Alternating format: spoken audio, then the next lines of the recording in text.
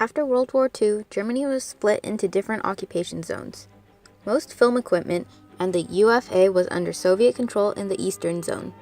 Production facilities became nationalized under the German Film Company, or DEFA. In the Western sector, Americans installed former UFA producer Erich Palmer as the National Film Commissioner and didn't allow any competing German film industries to take over production. However, Americans destroyed the exhibition and distribution sectors, eventually buying out all but one of the major West German distributors by the 1950s. Between 1946 to 1948, several films dealing with immediate post-war social problems in the Eastern and Western zones were released. These were known as Rubble Films because of the devastated physical condition of Germany they portrayed. As West Germany's economic situation improved, their films turned away from realism and self-reflection to more lightweight entertainment known as Homeland films. West Germany became the fifth largest producer of films in the world, but they compared unfavorably with Hollywood films distributed through American distributors. Meanwhile, in East Germany, the DEFA output remained relatively small but focused ideologically on attacking Nazism. When television came out, film attendance fell dramatically, so the West Germany government started subsidizing the film industry. That led to the Oberhausen Film Festival in 1962, when 26 writers and filmmakers delivered the Oberhausen Manifesto that called for the establishment of Young German Cinema. They successfully lobbied in West Germany for the formation of the Young German Cinema Film Board. The Curatorium sponsored the first features of Cluj, Hans-Jürgen Poland, Werner Herzog, and 17 other features between 1965 and 1968.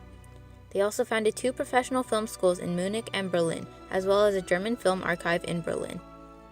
In 1967, a Film Subsidies Board, or FFA, concentrated economic power in the hands of commercial studios and distributors. West German production hit an all-time high of 121 films per year in 1969 as companies quickly made shoddy comedies and softcore porn films. Audiences grew bored, and film attendance began to slip at a rate of 1 million per year until theaters all over the country began to close in the early 1970s. This brought the German film industry to the brink of another financial crisis. Like the other modernist European film movements, the New German Cinema, Das Neue Kino, was a rejection of conventional narrative syntax. In 1971, a group of young independent filmmakers formed the Filmverlag der Autoren, the author's film publishing group, as a private company to distribute the films of its members. The films had a small following in West Germany, but internationally it was influential and critically acclaimed. These young filmmakers grew up in an Americanized, economically prospering Germany and were dimly aware of the Nazi past. When this post-war generation began to demographically displace the older generation that actually experienced Nazism, public curiosity and confusion about the past increased. Robbed of their past by the infamy of Nazism and of their future by American cultural imperialism, the filmmakers expressed the sense of psychological and cultural dislocation. These films were unsettling and depressing. To these filmmakers, from their Marxist perspective, fiction or narrative is defined as a bourgeois form designed to propagate illusions about the real nature of society and our lives within it, in order to divert our attention from the exploitation, violence, and oppression that are the byproducts of our economic system. Thus, the new filmmakers attempted to deconstruct this bourgeois illusion. But now, let's focus on the director of The Marriage of Maria Braun, Rainer Werner Fassbinder. Rainer Werner Fassbinder was born on May 31, 1945. In Bad Wörishofen, Bavaria, West Germany. His mother, who was a translator, would send Fassbinder to the movies so she could have time for work. This was where his passion was formed, leading him to leave home and study acting at age 16. He became so engrossed in the art that he eventually learned all elements of production. This was evident in his films, where he served as the composer, production designer, cinematographer, producer, and editor. Despite the fact he was openly homosexual, he married twice, with one wife as an actress in his films and the other as the editor. Between the years 1966 and 1982, he completed 44 projects that could be described as, quote, highly intelligent and social melodramas. He was so proactive in the field that he worked on 30 projects for other directors as well. In The Marriage of Maria Braun, Fassbinder's infatuation but also disgust for Hollywood is prominent. Critics were surprised that Fassbinder directed the film so well, considering how many drugs he was using. Apparently, he was so precise, he even instructed actress Hanna Schigula how to move her fingers in the scene. Unfortunately, on June 10, 1982, he was found dead after overdosing on cocaine and sleeping pills. However, the 37-year-old was still attempting to be productive before he passed, with a copy of his latest script lying next to him. The Marriage of Maria Braun is a German film released in 1979. The story begins near the end of World War II in 1943. Maria meets and marries the soldier Hermann, who was immediately sent off to war post-marriage.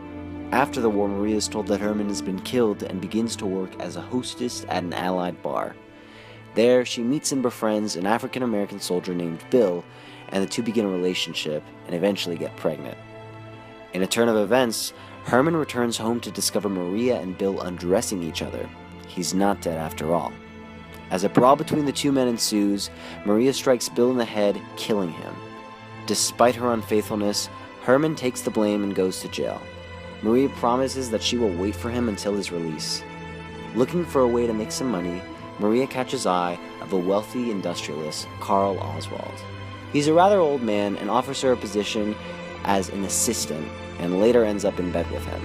She flocks back to Hermann and tells him that she is sleeping with another man to give her an upper hand and to make some money, and as soon as she is released, they will start a life together. Oswald takes the initiative to visit Hermann to offer him a deal to make him and Maria heirs to his wealth as long as Hermann deserts Maria after his release. He obliges and returns to her only after Oswald's death. When Maria and Hermann start a new life together, she learns of the deal her two lovers made and does not take it lightly. As she goes to light a cigarette, she dies from an explosion of gas in the house. With the start of the film, we are thrown into a disastrous wedding party amongst the bombings on Germany during World War II. Indicative of new German cinema, the film shows devastated post-war Germany wishing to forget the troubling defeat of what was to be the Thousand-Year Reich.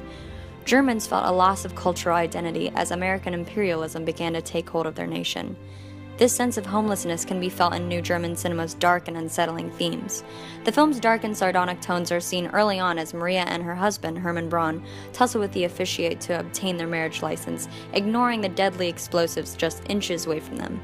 Fassbinder creates a volatile environment with its apathetic protagonist Maria Braun playing with the people around her like a selfish puppet master.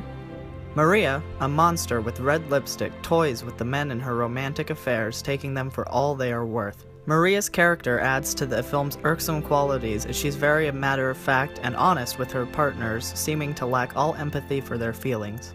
Her harsh nature and flippant attitudes eventually drive her second lover Oswald to his death, as her true heart lies with the man she was married to for only a day, while her affairs last for several years. Like most new German cinema films, The Marriage of Maria Braun ends with the main characters failing to enjoy the material wealth they worked so hard to collect. This comes in the form of a cigarette being lit on a gas stove, symbolizing the wasteful nature that Maria has adopted by the end of her narrative.